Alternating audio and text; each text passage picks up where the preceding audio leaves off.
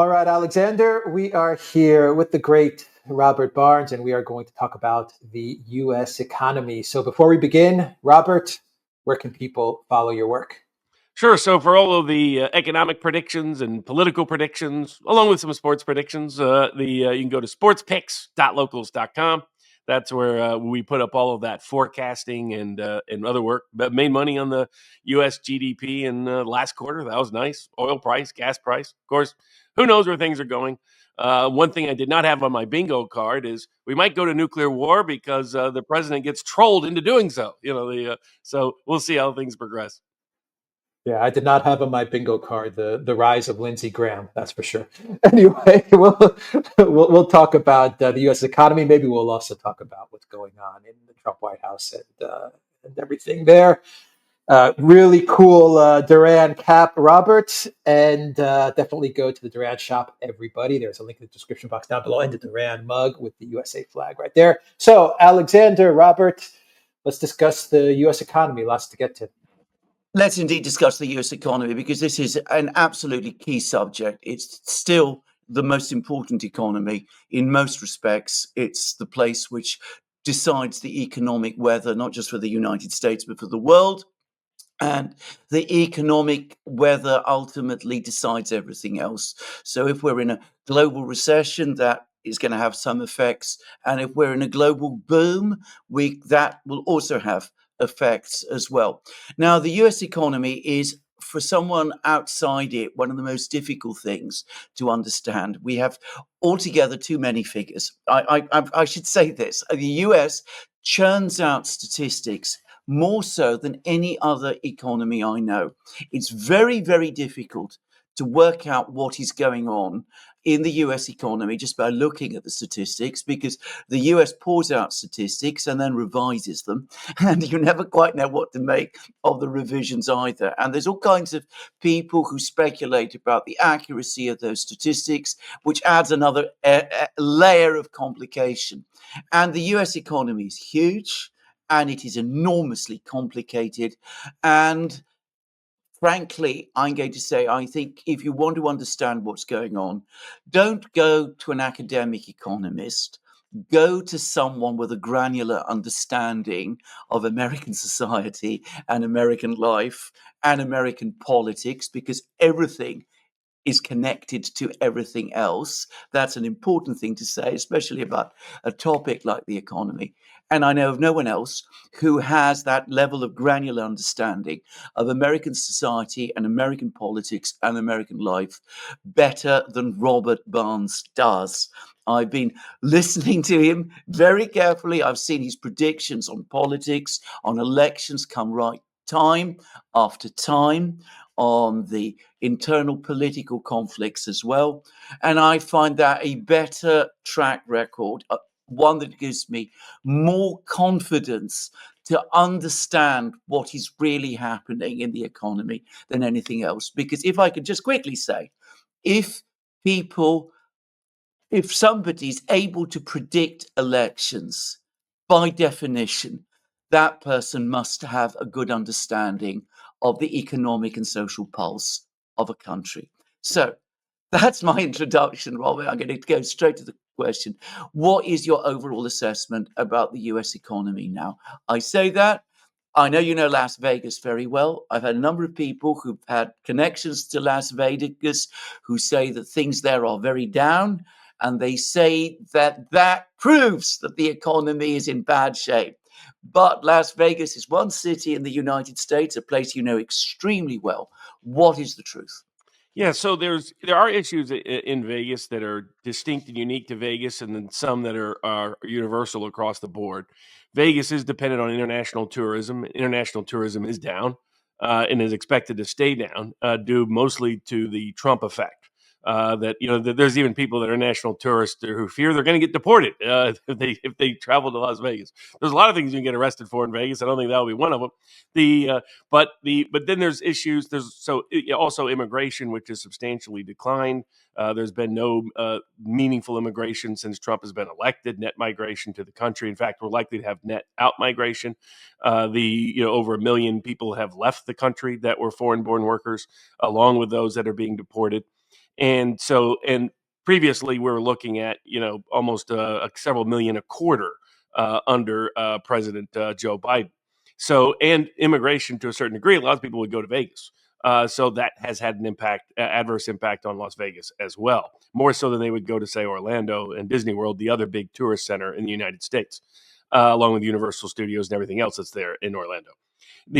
So those issues are universal, the immigration issue, foreign tourism issue, that are impacting adversely Las Vegas. But the other things are unique to Las Vegas because, for example, Orlando as a tourist destination is not meaningfully down. It's doing pretty well despite the cultural factors here in the United States that led to a decline in Orlando's visits for a while due to Disney being perceived as so woke and opposed to sort of mainland, mainstream, middle American family values that was the primary market for Disney World in particular. The issues distinct to Las Vegas. Las Vegas used to be run by three wealthy billionaires for the most part: Kevorkian, Adelson, and Wynn.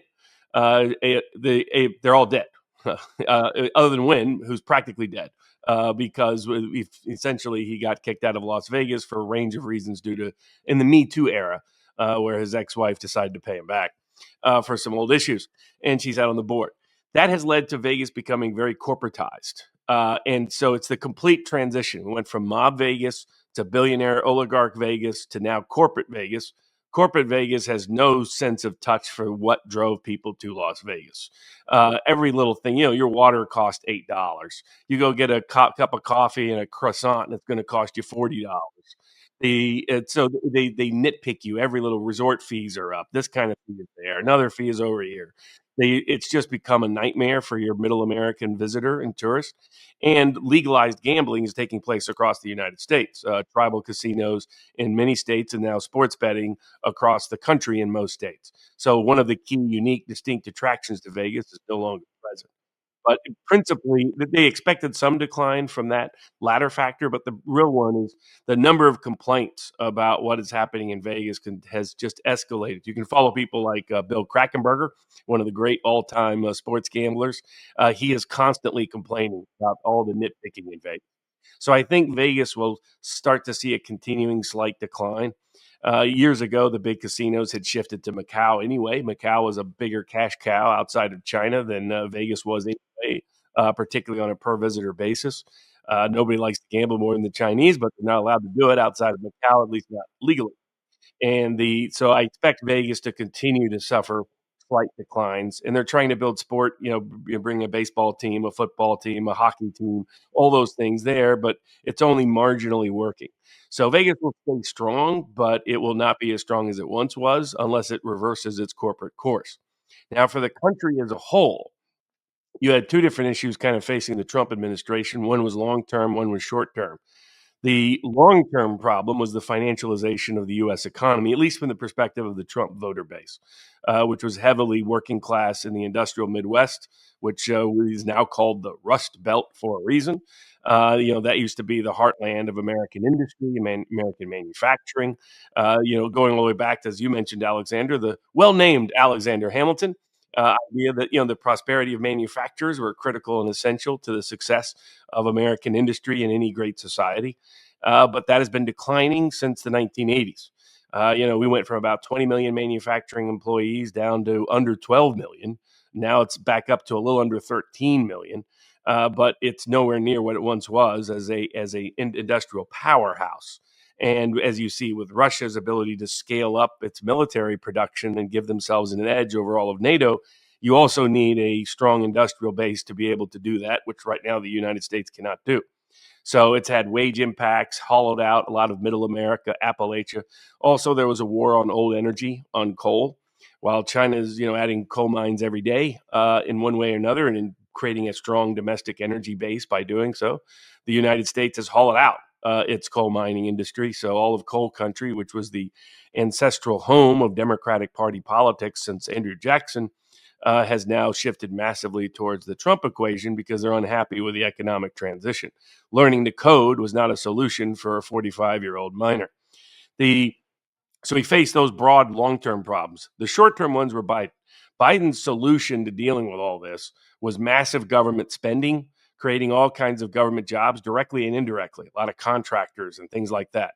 Now they weaponized it for political purposes because I guess we weaponize everything these days economically. So he was using it for DEI. He was using it to get young progressives, somebody with their English master's degree from Tufts who couldn't get a real job, was getting some government contract gig of some type to implement, whatever it was, training people how to accept trans people in Peru or whatever, that kind of nonsense.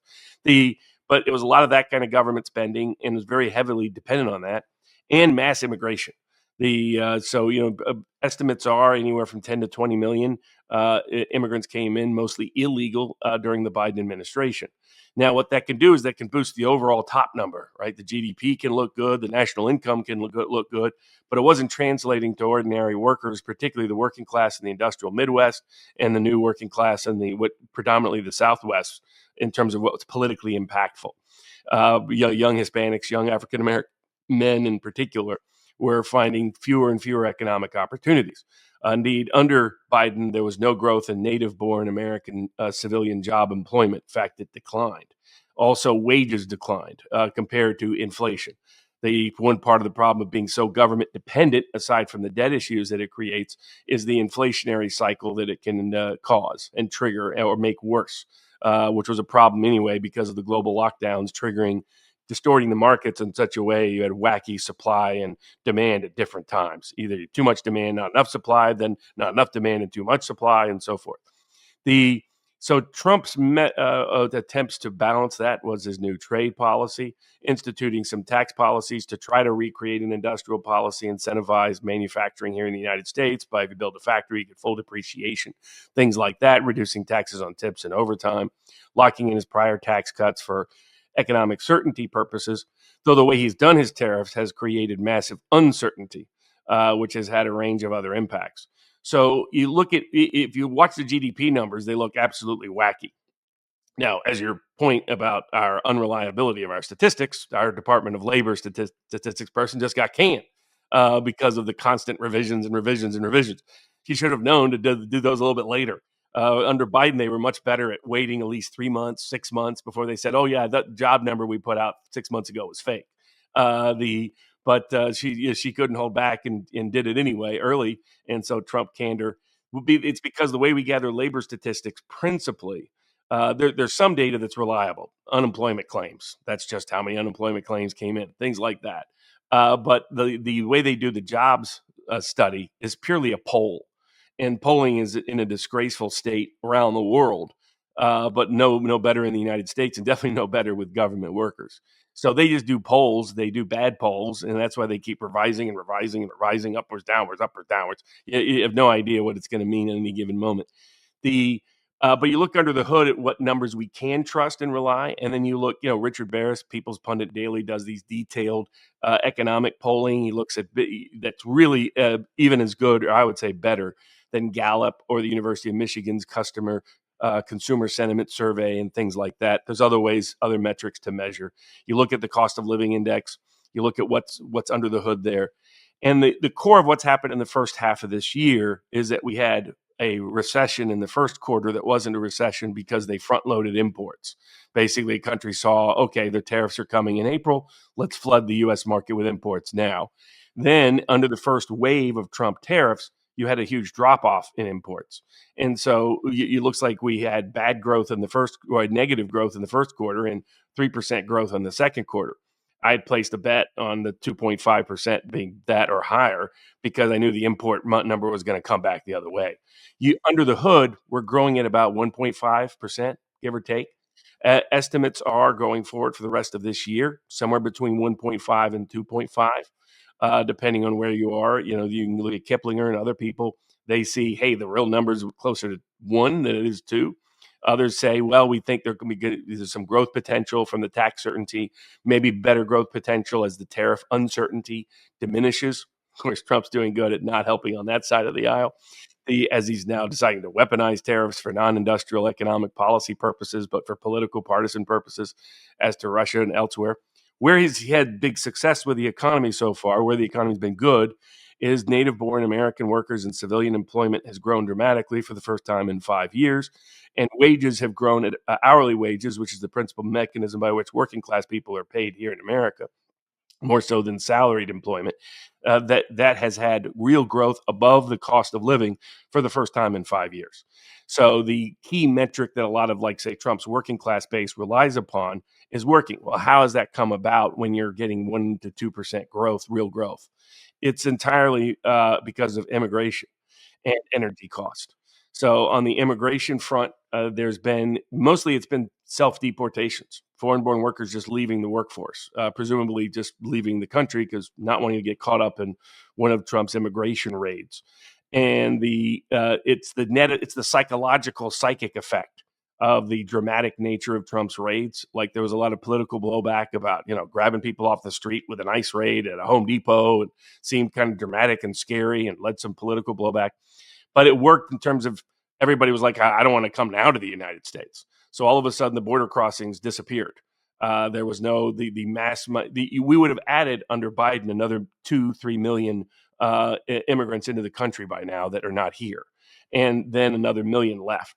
And you add that, where did all the well? So what happened is you just had a redistribution, reallocation of resources. Even though national income isn't growing at the same rate it did under Biden, the real wages and real job growth for native-born Americans is growing much better than it did under Biden. The Trump is cutting the non-defense side of government, so government employment is going down, government-based employment is going down. So and it's shifting to the private sector and the civilian area, and that's where it's been very successful. And the reason why the real wages have been above the cost of living has been almost entirely energy cost. Now, not all energy costs, certain utility and electric bills. You'll hear from people saying, my electric bill is sky high. What are you talking about? I'm talking about oil and gas. So there's two factors there. But energy cost is the number one input cost for imports. So there was a fear that the tariffs would trigger inflation. It did not. There's a range of studies, theories of price discovery would argue that it's hard to always transfer every input cost to the customer, that at some point you start losing volume. At some point you have to eat some of the profits. And so thus it's not a $1 for dollar transfer to the ultimate end purchaser. And in fact, imported goods actually declined in cost during the tariff era in quarter two, according to various studies that are out there. But the main reason is energy costs have been going down globally. So the energy costs cause import costs to decline. That's the biggest input cost that goes into those. That is the most transferable cost, is the energy cost. And in the United States, oil and gas has declined 10%. And that is the biggest input cost to the cost of living for forever, definitely in the United States for the last 50 years. And it's because Russia and the Saudis have been increasing production to reduce prices. Now, on a go forward basis, that's a whole different animal, because if Trump continues to politicize and weaponize tariffs for those purposes, he jeopardizes his industrial policy. He runs a very high risk that the U.S. Court of International Trade and the Court of Federal Claims, hearing the appeal of his tariffs, says this is outside his constitutional and congressional authority, because it's only based on the trade deficit that he was legally allowed to do tariffs. He's not allowed to do them for any reason. He apparently thinks otherwise, but legally he's not correct. And the court, in the last oral argument earlier this week, or last week, made clear that they did not think what he was currently doing with tariffs was constitutional or congressionally authorized. That could strip him of all that authority overnight. That decision could be issued anytime in the next month or so. So that'll have an impact there. The other impact is if he actually imposes the massive secondary sanctions on Russian oil importers, like China and India and others, that he increase. Oil is priced globally. Yeah, the U.S. has a very strong. We're a net exporter at the moment, so that gives us a little bit of flexibility and leeway. But it's going to go into the import costs for sure. And it's most likely ultimately translates to the U.S. customer as well. It's just too much of a globally determined price. People like Doomberg have been saying for a while this could increase prices anywhere from 25 to 50% or even quadruple, like if things got way out of hand. If he did like 500%, then all of a sudden everything unravels, because the cost of living suddenly spikes. In terms of a range of goods and items, taking away the real wage gains that have taken place before. and how it could impact the various aspects of the economy, because a lot of the industries he's trying to protect in particular, like steel and aluminum, they have a major input cost, is their energy cost. So they could all of a sudden become uncompetitive overnight for a range of reasons. So that's the risks that he faces. I mean, there's an enormous amount that you've told us there. The first thing to say is this. I read discussions, commentaries, analysis about the US economy right around the world, but of course, especially in Europe and especially in Britain. The enormous economic fact that you've disclosed over the course of this program is what has been happening to immigration. Now, immigration it's a political fact, it's a social fact, but it's also a massive economic fact. If we have seen 3 million people 2 or 3 million people who might have come to the United States this year not do so, and people who were in the United States and who are part of the economic situation here leave, then that is a colossal economic fact. I'm going to guess that it's probably a bigger fact, actually, up to now than the tariffs have been. That's how big an economic fact it probably is. And coming to what you were saying about, of course, immigration, if it continues on an enormous scale, gooses up GDP. That is absolutely right. That is what we have been seeing in Britain, for example, where GDP growth is very heavily based around importing people from overseas. Now, there is growth and there is growth without development. They're not exactly the same thing. If your population, the people who live in your country, are increasing, that by itself is going to improve your GDP figures. Your GDP figures may look better, but there may not actually be much development in the economy. And it's entirely possible in that kind of scenario that you can actually see real living standards fall, which is what has also been happening in Britain, by the way, real living standards of many other people who are already here. Now, just to quickly add, there can be immigration that can be good. You could argue that was the case in the 19th century and early 20th century. That is a trip down history lane. I'm not going to go there today. I'm just talking about the situation now. So that is an enormous economic fact. And I can completely understand why GDP overall underlying GDP growth may have fallen from, say, around 2% to 1.5%, somewhere around there. And living standards might be rising. And why, in that kind of situation where there are higher real wages, which push productivity, because real wages and productivity growth are very interconnected with each other, you might actually start to see a return to actual developmental growth as opposed to just growth. So these are things which I'm saying which are banal. Actually, people who follow economies closely and who are not perhaps necessarily academics, they understand all that extremely well. So I think that is a very important thing.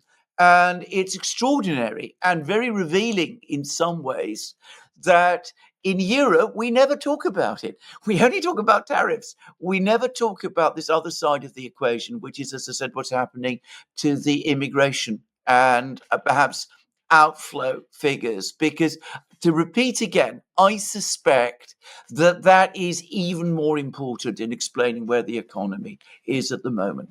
So that's one thing I wanted to say. The second is you absolutely do not want to do what some people are talking about with relation to energy costs. You are absolutely correct here.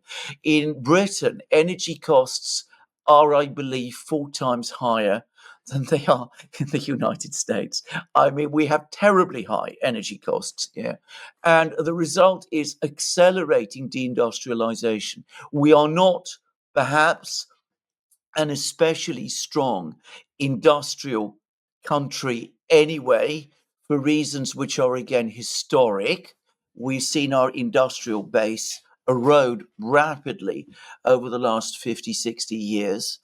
But adding to energy costs at this particular time is absolutely the worst thing you can do to an industrial base, especially a heavy industrial base, but any kind of industrial base, even small, advanced, high tech manufacturing. Energy is a key input.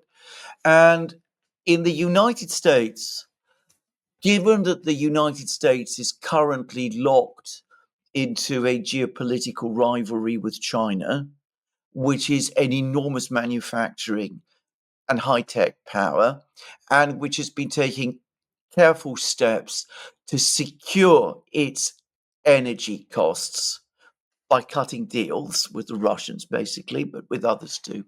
It's the very last thing you should be doing. Now, I can't imagine why people are even thinking of doing it. And I want to these are just points flowing from all the things that you said. I'd like to explore firstly the politics of this, why we've got ourselves into a situation where we are now doing this incredibly self-destructive, or so it seems to me, thing. What has brought this about, and what does the president think he's doing by even experimenting with this? And then afterwards, I'm extremely interested to discuss this topic about the legal side, which, of course, you're the best person to discuss with, because we've been explaining on the Duran, Alex was the first to bring it up, that we are becoming very alarmed at the way in which sanctions and tariffs seem to have combined into a strange hybrid, which is actually one. But let's discuss first the politics. Why is the president doing this? Why is he letting himself be drawn into a situation where he's going to make decisions over the next week or so, which could push up the price of energy and the cost of living and the cost of production in the United States? Yeah, it's extraordinary. I mean, it appears that he doesn't think it would happen, or that the bluff would work, or something else. It has been very confusing to many of his long-term and long-time observers. Doomberg, who follows the energy and commodity markets in great detail, you can follow him on Substack.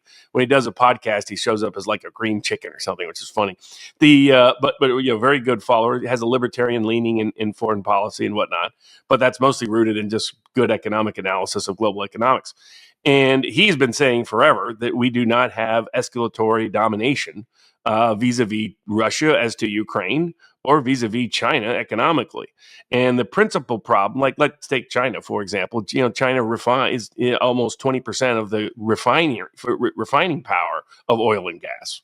And then of course they control rare earths.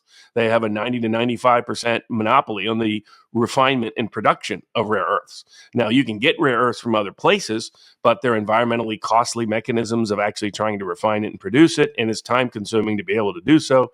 The U.S. has been talking about this for a decade and has failed to make any remedy. And it appears the Trump administration was shocked that China would weaponize it.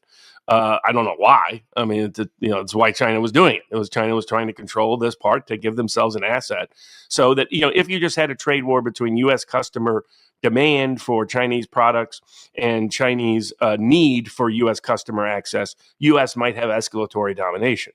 Not when you throw rare earths into the equation. Rare earths changes the whole thing. There's a whole bunch of defense products we can't. It's now coming out, Wall Street Journal, other places, that they just can't produce. I mean, basically about 2/3 of our defense industry relies on rare earths. A bunch of other industries, critical constituent components of the supply chain, rely on rare earths.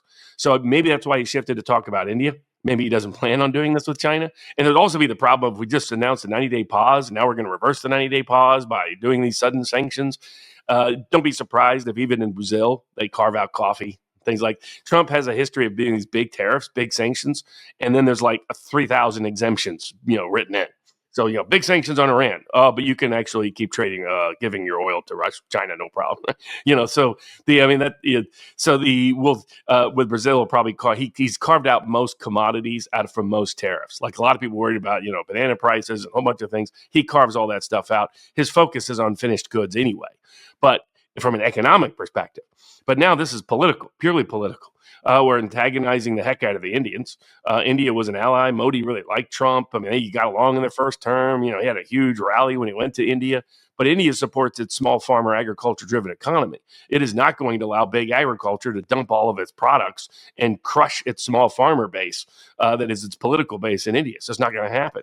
And it's like you wonder who the heck is. I mean, Stephen Miller is great on immigration. He's an utter idiot when it comes to other foreign policies. Kind of he is what he is. So he suddenly becomes an expert on India. It's like, what the heck? This is now Vice President Vance's wife. His family comes from India. One of the first places he went as vice president was a visit to India. So he wanted good relations with India, particularly as you pointed out, Alexander. If you're going to do the Mearsheimer great politics, and your great rivalry is China, you want to ally with Russia and India, these two regional neighbors of China that have had historical antagonism with China. We're doing just the opposite. No president is better for BRICS than Donald J. Trump. He is explaining to BRICS why they need BRICS, why they should be in BRICS, why they want BRICS, why they have to have BRICS, while attacking BRICS on a regular basis. That if you had any doubt about needing independent trading patterns, independent payment systems, independent global relations, independent security arrangements, which is also becoming crystal clear to all these people because NATO keeps rattling the cage every 5 seconds. We're going to invade here. We're going to go over there. We're going to do this. We'll take that. Well, maybe we'll start a nuclear war. He's pushing them together, pushing India together with China, pushing Russia closer together with China. And neither country is going to refuse to take energy imports because China knows that the U.S. is completely dependent on rare earths. They've just been playing around with it just to jack up the price over the last 3-4 months. And they're seeing how much we cave because we depend on it and do not have a substitute. Like people, Trump likes to say, all the peace deals that he's negotiated. It's not clear how many of those he actually negotiated. But in Rwanda, that's all about rare earths, right? There's a big rare earths deposit there that's being fought over. That's what that conflict really is all about to a large degree. But again, that's going to be 5 years, 10 years, 15 years from being able to develop it to replace it. So China has a stranglehold on us. China has escalatory dominance for that very reason. And then the way China has developed its economy, they have big surpluses in terms of what they're doing on commodities. They've been doing that for 3-4 years now. And they have issues without question in China, real estate, other issues domestically. But we're not in a position where we can negotiate our way out of it. And the fact that they've made Trump himself on China, the place he's wanted to get the biggest deal over, made him cry uncle over and over again, makes it I can't see him doing it. And if he does, as to China, so we'll probably do it as to India. It's not a big deal really for either side. India doesn't export a lot to the U.S., pharmaceuticals, some other things, some apparel, some textiles, but it's not nearly as important as their agricultural economy or the cheap Russian oil they're getting, thanks to all these crazy sanctions in the first place. 5 years ago, this wouldn't have been an issue. I think they got 7% of their oil and gas from Russia. Now it's close to 40%. Why? Because of our insane sanctions policies. How multiplying our sanctions policies is supposed to work is mind-boggling to me. I agree that, even Trump himself keeps admitting this. I'm going to do this. It's not going to work, by the way, but I'm going to do it. To Alex's point that it's, you called him Wile. It's like, it is a Wile E. Coyote, and he's playing Roadrunner. It's like, this is not going to work. So we'll see how. So I'm skeptical of it, but I'm concerned about it because the weaponization of the tariffs in this manner is going to cause a host of problems. And one of the areas where we have real weakness from the stock market perspective, everything is the Magnificent Seven. That, in fact, if you factored out the Magnificent Seven, the stock market really hasn't grown in the first 6 months. In fact, you could argue it hasn't grown much in the last 5 years.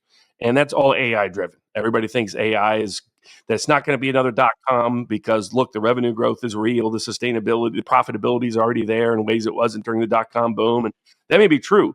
But what that means is you have this small share of stocks that from a jobs perspective doesn't translate a lot. AI and tech don't create a lot of US-based, highly paid jobs. Now, like there's one area where he'd be popular with his base, if he was to do sanctions on India, would be stop all the H-1B visas that give all the tech jobs to people from India rather than the United States. Not the Russian oil sanctions, which can easily backfire on us. It will definitely backfire geopolitically. Economically, we'll see. Now, I think because the other areas is weak in the U.S. economy, if you look at why the private investment was down in the second quarter, it's because real estate's getting hammered. We have a commercial real estate problem. We have a residential real estate problem. The residential real estate is the most homes are more unaffordable than they've ever been in American history. There's a bigger gap between buyers, and I know this personally because I got a house for sale in Vegas. There's a bigger gap between buyers and sellers than there's ever been in American history. And that's because the prices went way up during the pandemic and interest rates are sky high. This is what the Fed debate is all about. If Trump, and that's the other risk, if Trump does anything to spike prices, or the Fed can say it's going to spike prices, like energy sanctions would do, then they can say, you know what, we would love to cut rates, but we can't. And a lot of people at the Fed don't like Trump anyways, and they hate the tariff policy, so they would love to undermine that by keeping rates high. The problem with rates staying high is it freezes the housing market. So the private direct investment in residential real estate, all of the decline. There was good purchases on equipment, durable goods, et cetera. What went down was investment in structures and investment in residential real estate. And that's because commercial real estate's getting hammered. The remote work phenomenon is causing this empty office space. Malls have disappeared because of online shopping. And so you've got all this empty commercial real estate. You can, any given day, you can see auction of a property that sells for 10 cents on the dollar of what it sold for 10 years before, that kind of thing. And then and a lot of the commercial real estate is on short-term debt. And so the problem for them is they got to roll over that debt. And they originally got debt we built a whole economy in the real estate based on zero interest rates. And that's the problem. What happens when you all of a sudden do 5, 6, 7% interest rates? All of a sudden, that whole part of the economy freezes. And then that has knock-on effects because what's happening is construction is declining. This impacts part of manufacturing. Like people are trying to figure out what the heck is happening in manufacturing. It's mostly kind of going like this because they had an inventory bust, an inventory boom, and it led to sort of a bust and boom in the manufacturing. We're right about 12.7 million, which is where we've been for about 7-8 years. We'll have little numbers up and down, but part of what was boosted under Biden was Green New Deal manufacturing. Trump is canceling all of that. And then the other manufacturing industries, what are they worried about right now? Why are they not going out and mass hiring? Uncertainty on tariffs. They might benefit from those tariffs, but they don't know where the heck it's going to go. Makes it very difficult to plan 1, 2, 5 years out. This is the problem with Trump's, hey, let's do chaos. Let's negotiate with everybody. Let's go here. Let's go there. I mean, today he's saying, hey, maybe screw the Europe deal. I'm going to give them 35% because it turned out they lied to me about the 1.3 trillion, which anybody watching it could have known that was a lie to just stick them in Ukraine. But it is what it is. So that creates a problem for them. The second problem is the interest rates. They can't borrow. I mean, it's 7%. They're accustomed to borrowing at 1%, 2%, and so when that creates lending costs that make it impossible to meaningfully invest in a reliable way. They're waiting for interest rates to come down to reinvest. Aside from the certain import issues will impact some manufacturers and things like that, and they're filtering that through. But those issues. But you're absolutely right. The weaponizing the tariffs has the direct, especially as to Russian energy costs, could unravel all of what Trump is doing economically because it could send the price of goods spiking, real wages declining, and what is a already fragile economy could crack. Indeed. Lots to say here. Can I just, again, I'm going to be very, very brief because obviously we can't keep you forever, but just a few things. Firstly, about India, one of the most interesting things about the whole India affair, and one which hasn't got the attention that I think it should do, and it's not perhaps an economic one exactly, is that the Indians are saying that the reason they started to buy Russian oil in large quantities was because Biden asked them to. He needed them to buy the oil in order to keep them from buying oil from the Middle East, would have increased prices, which would have had an effect on Europe and on the United States. Now, I find that extraordinary. I have no reason to doubt it, but I'm sure that the Indians are telling the complete truth. But that does tell you a little bit more about the kind of administration and the sort of people who were running it that we had under Joe Biden. I mean, they were saying one thing about Russian oil. They were saying that they were preventing the Russians from exporting their oil whilst they were busy finding for the Russians other customers. I find that absolutely astonishing. And I'm just amazed, as I said, that people aren't talking about it as much as they should be. About the interest rates and what you said about the construction industry and about the building industry and about housing. By the way, we have exactly the same problems here in the UK, probably even worse than you do.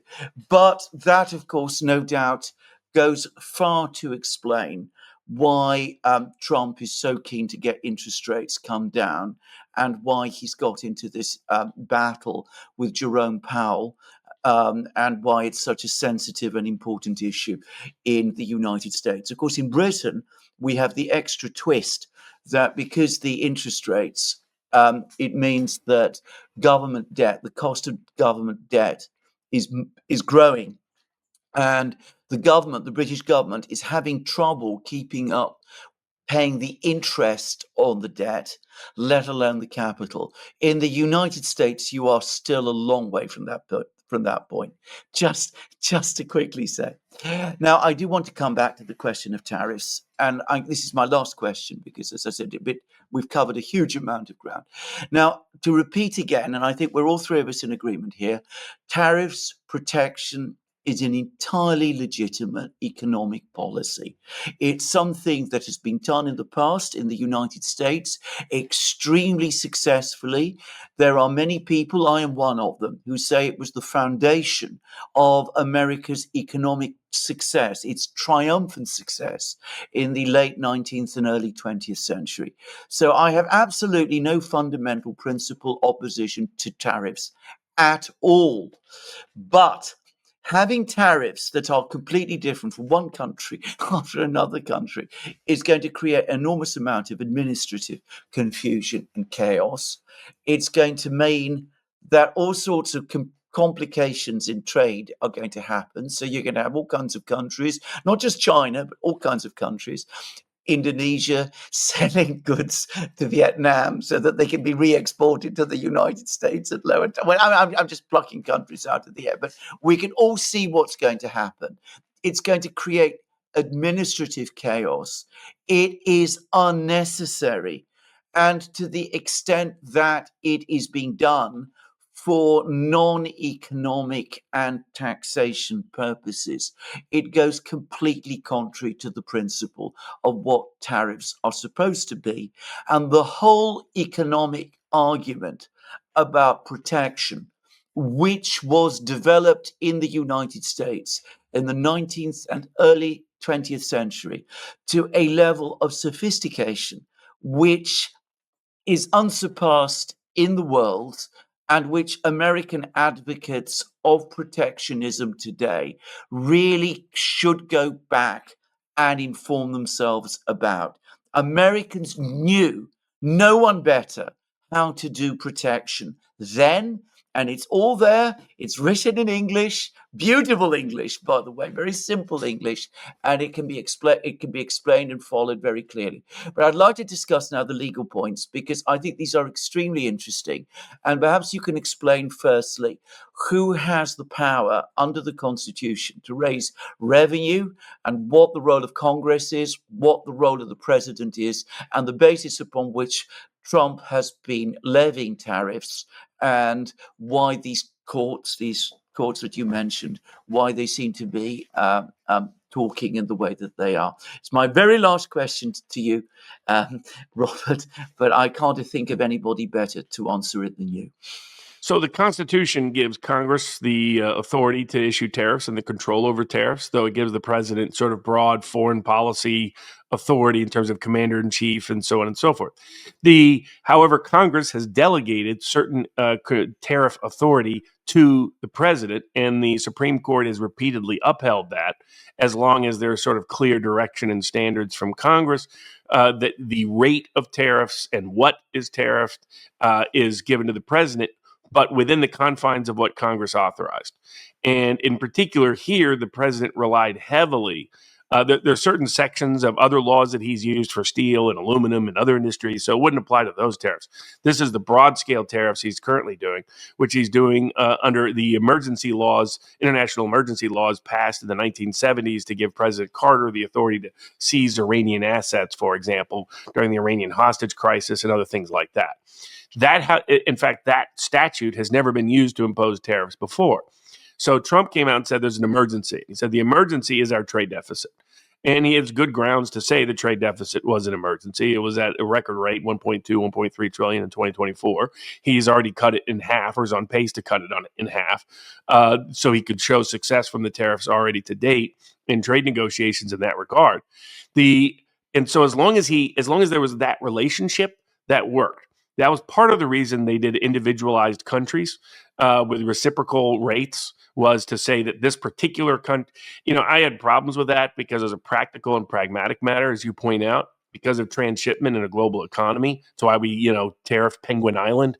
We didn't want, people using the island and China did this tremendously. There was a lot of focus on decline of Chinese exports after Trump's tariffs. What they missed was China just started transshipping to Vietnam, transshipping through Mexico, things like that.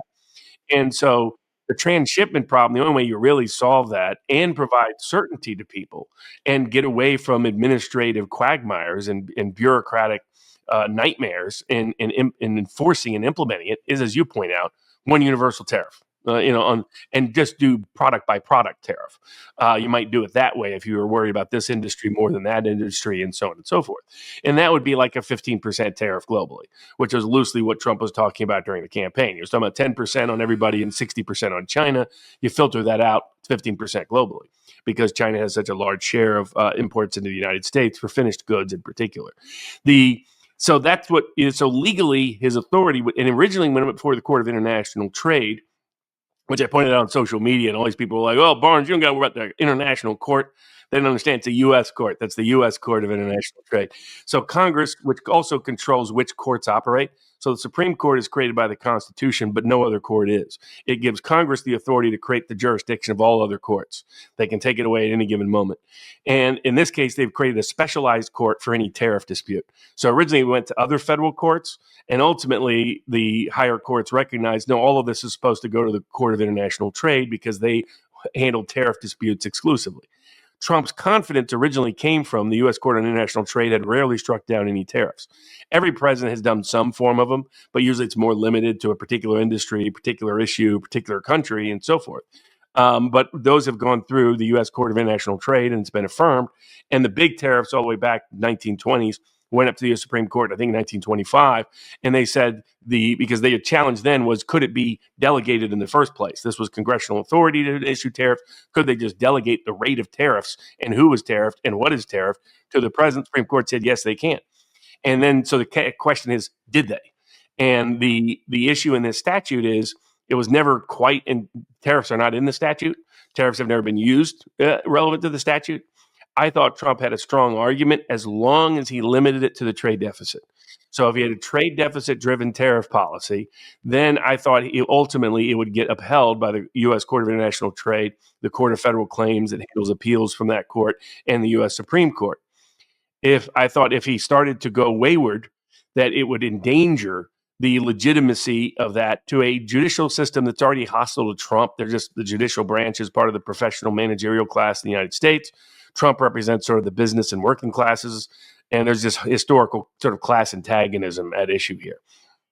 It's like, I think as Orwell once said, socialism would be great if you could just get rid of the socialist, because the socialists love the poor, except they smell so bad. It's that historical kind of class divide underwriting it. And by the questions asked at oral argument, they started focusing on what Trump is currently doing.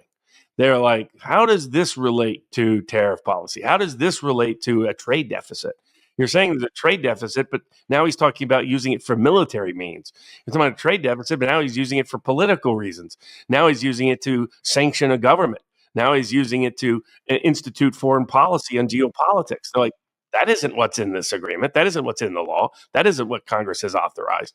By the way, it's probably the backstory as to why Trump is okay with them passing a big Russian sanctions law. He wants the law as liberally drafted as possible so that he can justify all future tariffs as somehow Russian sanctions. That's part of why he got snookered into this whole structure in the first place. He wants Congress to pass it so that he can, but the key is he has complete authority, no limits, no restrictions, nothing like that. And he'll use that new law to try to get authority.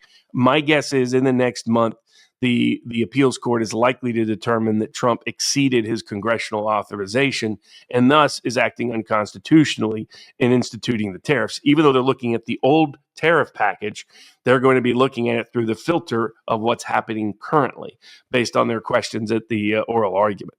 So I fear he's in trouble there.